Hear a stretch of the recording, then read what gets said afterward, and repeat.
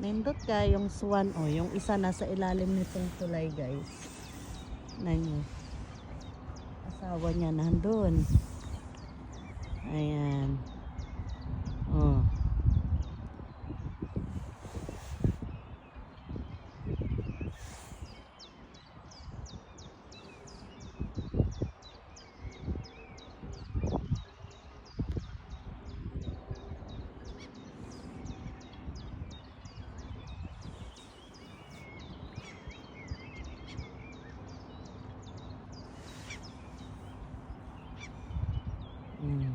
Daghan lang nga yan magsigig lupad.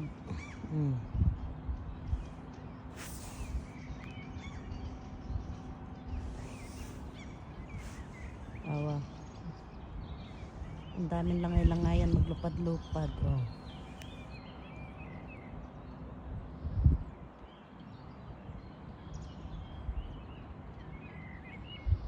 Saan kaya magsipagdapo yan langay-langayan na yan? Sarap kunin ang ano niya. Namon eh. Ang sarap kayang gawing sabaw yung ano niyan. Yung pugad na langay-langayan. Kaya na mga gamay na ibon ba? Ana. Sabaw sa buro na dili napitan. Dili oy na ana sila sa una wa man kuno ingon anang ibon deres Norway.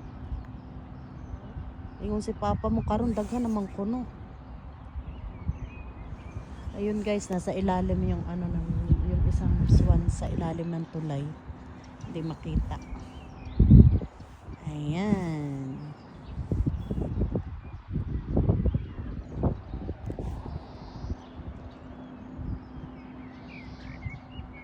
Diri ko na usahay mag-abang og ka ng beaver. Diri. Mo langoy siya diri. Mutambay ko diri sa gabi mga alas 7, alas 8 mugawas na ng beaver. Sahay na pa siya anak.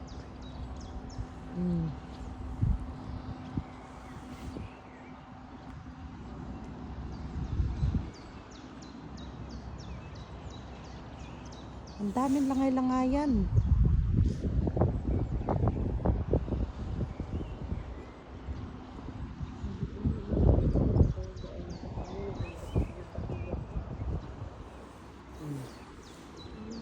Ayaw po ka mo.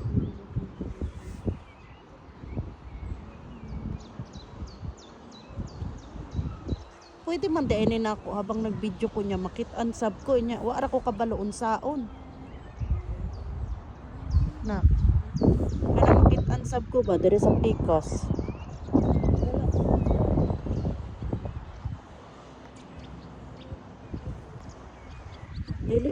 Dili ra ko kamao. Ang ganda ng swan, ang ganda ng kulay. Speedboat. Ayan ang speedboat. Nagdiskutere man ni papa nimo ba? Unsa man? Hita o camping bill? Siya hita na lang. Ikaw hita di man ta makalaroy-laroy. Siya camping bill bisag asa ta mo adto. Siya di man sad maayo kay kun atay camping bill di sad magkasya tantanan.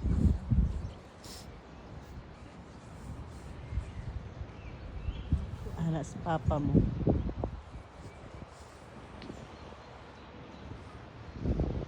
Ayan guys. Ang ganda pakinggan ng mga ibon. Sarap ng tulog ng mga apo ko.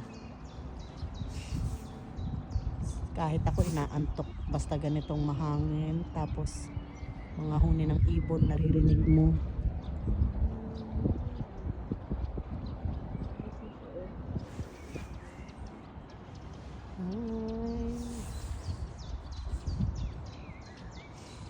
Ayan, ang ganda maglakad dito guys. Ayun na isang swan lumabas na oh.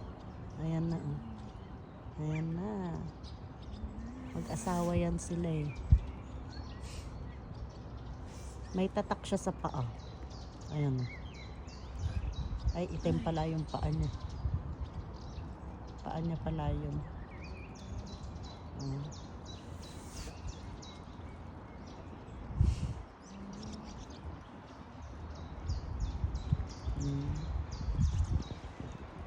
na siya sa partner niya.